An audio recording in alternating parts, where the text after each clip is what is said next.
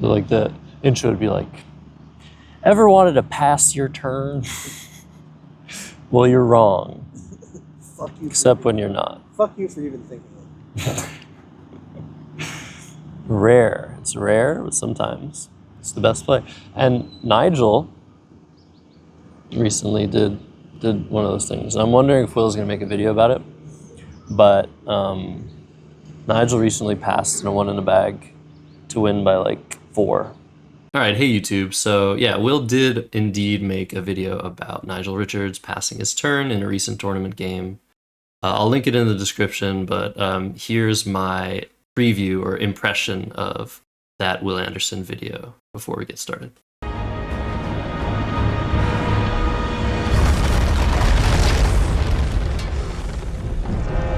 cannot pass! Nigel Richards.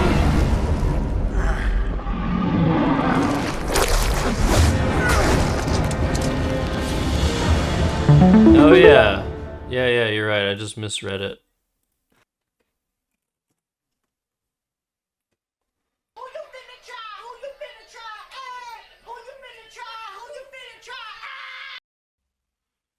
Gotta play the new words.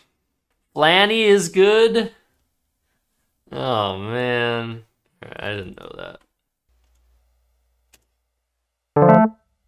Okay, not as good now. Bitchins. What? What? Bro, what are you talking about, man?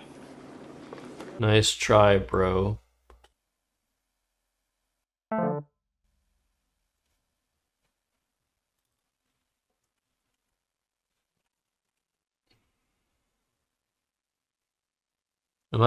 I could be making this up.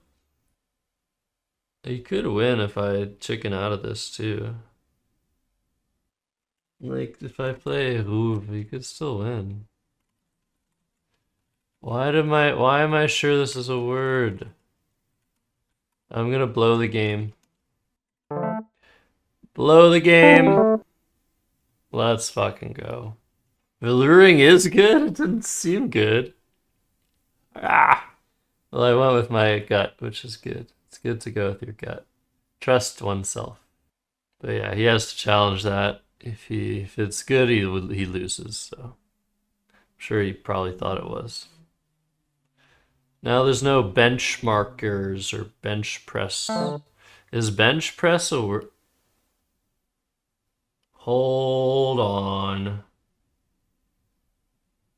Oh my god.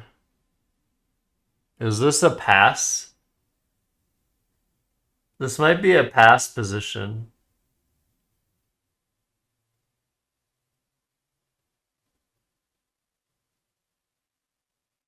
Wow, this might be a pass position. What? How do I lose if I pass?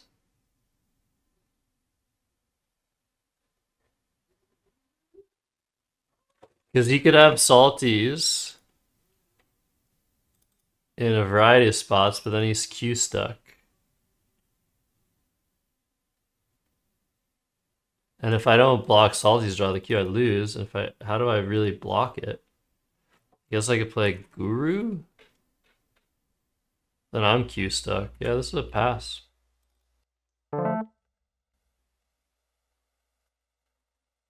It'd be awesome if he has it.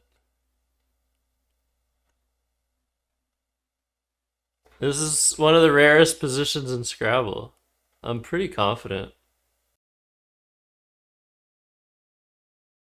I mean, there's only a 1 in 8 chance he has the winning, not winning, but the threatening rack. I'm gonna Macondo this and see if it likes passing. Because, I mean, surely there might be a way. Salties is a lot. 6, 10, 15, 74? Yeah, let's keep going. I'm happy to keep passing. He can pass one more time. I could bank more than 8 here, right? Well, how do I do that though without giving him a better spot? Oh, it's such a fun position.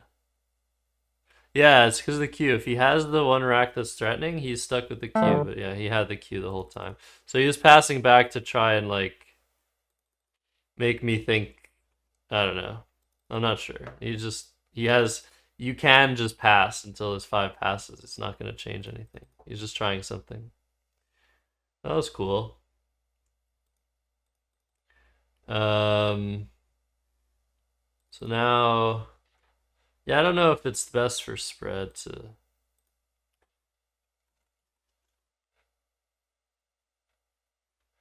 46, 6, 7, 10, 11, 22, 24. Fuero. Sword. Even if it doesn't, he still loses. Yeah, average play score going way down there.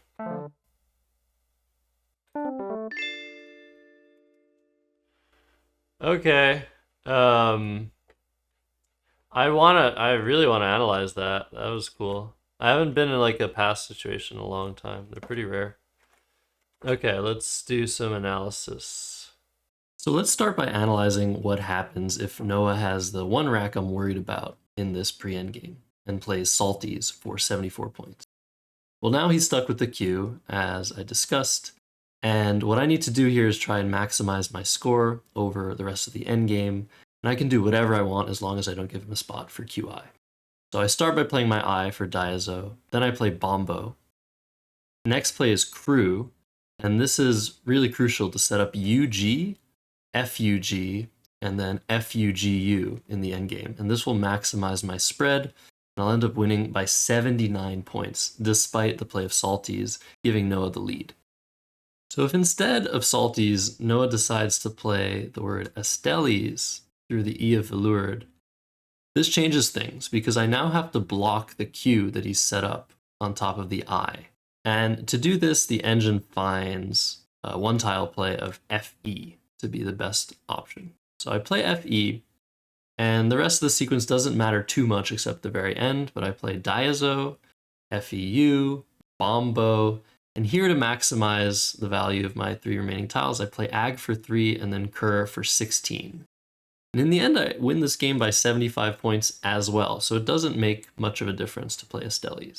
And finally, if Noah decides to play Salties and ESS for 70, don't know why he would do that. I end up winning by 84 if I find the appropriate sequence, just because he's leaving that sea of recanes open, and you'll see why this is so cool. So I start with Diazo, then I play Bombo. After that, we go into setup territory, either AG or EF first, doesn't really matter, and then we play Cur and Fug for 24, and Fugu for 10 to end the sequence. Even with otherwise terrible letters, you can often make endgame magic happen if your opponent is stuck with a tile. If instead Noah figures he's going to be Q stuck if he plays the bingo, and gives me the benefit of the doubt that I'm passing my turn because there's a Q unseen to me, he shouldn't play his bingo. If he decides that that's really what's going to happen, he should try and find a way to make sure that he'll be able to play the Q next turn. So what he can do is he has the AT for Cot, and right now he only has one spot on the board to play QAT, with Mega and also with AR and TE, but they're both in the same spot right next to each other, so I'll be able to block that. But Noah can create a second spot for the Q with the word Cecily, so score 19 points and set up QAT for 23. And because the spot is on an opposite end of the board, I cannot inhibit both at the same time. So this appears to be Noah's best option, after which my best option would be to block the higher scoring QAT with Frig or Frog or Figo. As long as I don't put the U out there and give him a spot for QUAT, score 21 points, and then he goes out for 20 in one of the 2 spots. And in the end, Noah will lose by 42 points. So much better option than playing the bingo and letting me stick him with the Q in the endgame. If you're a strong tactician, you might have noticed that the 3 bingo threats that Noah could have, from my perspective, they all play in a similar part of the board. So it should be theoretically possible to block all of those bingo threats and not have to worry about Noah winning the game. But it turns out there are only 2 reasonable plays that intersect with these 2 key squares on the board without giving Noah a new option to play a bingo. Because of course he has 2 S's, so he can't give him an S hook to play. So the first play that gets in the way of these 2 key squares and doesn't give back a new S hook is ERF. ERF does not take an S and eliminates all of the bingo threats at once. And despite having a U and an I for our Q, we only have 1 Q play, and that's COQUI from the C in Recanes. So what Noah needs to do here to maximize the spread in the endgame is to block with last. We play Bombo to block VIES. He plays Diazo, we play Guru, and he goes out with Hages. And after this play, Noah loses the game 405 to 424. Because of how unwieldy our rack is and how dangerous Noah's rack is with both S's, there is only one other way to block all of the bingo threats at once on this board without giving something new back. And that is Uoi, our favorite vowel dump, from the Ian Velurid for 8 points. The problem with this play is now we have 5 tiles in the endgame rather than 6 and a lot less flexibility to use them. So in Noah's situation here, he really just wants to extend the endgame for as long as possible, and of course block the Q spot we've set up with Uoi. So the best way for Noah to do this is to play 1 tile and just inhibit that QI spot. So the top option for Noah here is just to play TO for 2 points. And don't be fooled by this innocent looking play. This is going to get Noah very, very close to the finish line. And we have to simultaneously make sure we're scoring enough points and make sure Noah doesn't catch us with more than just the Q. We play AG, Noah plays Sporks and Gallops, we play Kerr, he plays Vey, we play F, he plays Diazo, now we're Q stuck, he plays Vase, and finally he plays Naval. And he comes within 1 point of beating us in this line. Those of you that still think the Q is a good letter, I hope that this video helps you dispel that myth. If instead of stopping Noah from bingoing or not emptying the bag with a pass, I decide to try and power my way through this position, I can play Fuero for 24, which I ended up playing later on in the endgame. And I'm up 90 points, but I'm stuck with GIQU. So once Noah plays Salties, he gets 28 extra points from my rack and wins the game 417 to 411. So we can't do that. Now, nobody is perfect, and it could be argued that Noah shouldn't trust that a pass turn is going to just win me the game. So if he has 1 of 2 racks, he could decide to try and just go broke and bingo out on the next move. So if he has this rack, QATLESS, he can play at for 2. And what this does is it sets up 2 spots for a bingo if he draws a U. And let's not forget that from Noah's perspective, there are 2 U's unseen out of 8 tiles that I could possibly have. Passing my turn could be an attempt to prevent losing the game after the word salutes. Because if Noah had salutes on his rack, from my perspective, and then drew the Q, the same thing would happen. He would be stuck with it. So I could be passing my turn to prevent that scenario from occurring. And as we saw, it is really hard to block bingos without giving something back and without losing if we draw the Q and get stuck. The play of at does guarantee Noah a win if he draws 1 of the 2 U's unseen from him in this scenario. I simply will not have a play that blocks both spots at once. So the best I can do is to play Fuero and let Noah bingo out. His best score after Fuero is Lasks and Ats. Brings him to 412, getting 8 points from my rack. 420 to 411 would be the final. The other situation where Noah might be able to win the game from his perspective is with this rack. Again, he won't get the tile he needs, but he doesn't know that. But he can play his E onto bomb. This sets up a second spot for the word squales, which would now play for a massive score on the bottom row or with ESS.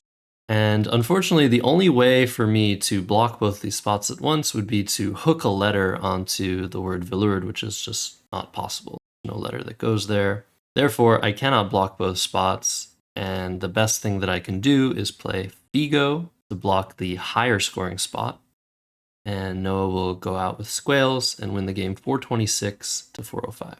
I've now analyzed this game for hours just to determine whether or not passing was the best play. And my conclusion is that although passing is correct, I don't actually know if it's the best play. If he puts me on the exact rack that I had at the time, passing is a 3-point mistake over playing Earth for 12. That's because if Noah has perfect knowledge of my tiles, he can just give up. And by giving up, he creates a better situation for himself where he loses by less than if he didn't give up. He wouldn't play Salties and lose by 75 points. He would play Cecily and lose by 42. He wouldn't try to set up a lane for squeals or squales. He would just give up and lose by around 50. But if Noah plays optimally after my pass turn, not relying on a potential read on my letters, passing is far better than playing ERF or EUOI. In contrast to Nigel passing his turn against Hubert Wee, I am not giving Noah any path to victory with my pass turn. And short of him just somehow determining exactly what letters I'm holding, I'm also winning the game by as much points on average as possible. This is especially important in a tournament setting and not so important in a casual setting, because your tiebreak in tournaments is determined by your average spread or the total point differential between the games you've played. However, in some situations, it is better to go for the win than to play the play that gives you the highest average spread. In this game, if I had played Fuero and decided I was just going to lose the game 1 in 8 times if Noah had the Salties rack, my average spread is still higher than if I play ERF or EUOI. That's because although I lose a game by 6 points 1 in 8 times, the rest of the scenarios work much better in my favor because I'm scoring more points and keeping fewer tiles. Anyways, I'm hoping that this video was instructive to watch, and I hope you learned something. I've recently acquired better audio hardware, so hopefully that intro that you saw at the beginning is the worst audio quality you'll ever hear from this channel again. There's tons of content in the pipeline as always with me. It's just a matter of whether I am able to put in the work. So in that sense, if anybody wants to watch more content from me, stuff that isn't on YouTube, you can certainly do so by following me on Patreon and joining as a free member or as a paid member. As a paid member, you gain access to tons of extra content, and it really is the best way to support me and motivate me to keep the content going. All right, see y'all soon.